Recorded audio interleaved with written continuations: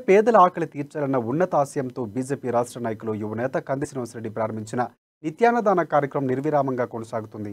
ఆదిలాబాద్ పట్టణంలోని ప్రజాసేవా భవన్లో ప్రతిరోజు వందలాది మంది తరలివచ్చి తమ ఆకలి తీర్చుకుంటున్నారు.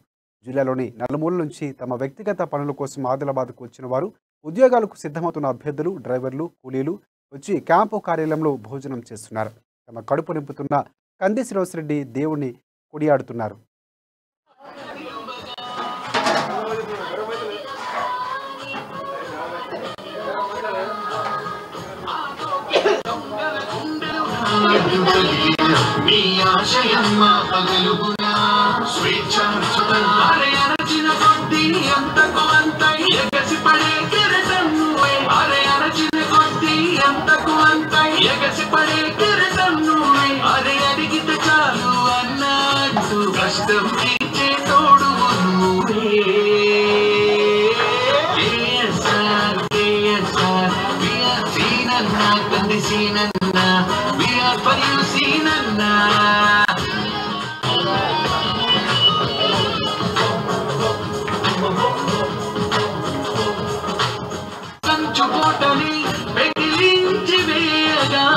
కదం తొక్కగా ప్రజలు మీకు తోడుగా, ఎదురు దెబ్బలిన్ని తగిలిన వెళ్ళిపోడురా అన్న పులి బిడ్డరు సీనన్న యువ సైన్యమై అర చుట్టుప్రక్కల గ్రామాల యువకులు సీనన్న యువ సైన్యమై వెన్నంటి నిలవగా వెన్ను దన్నుగా అందరూ ఆపుట ఎవటి తరం నీ వెంటే కుందన్నా.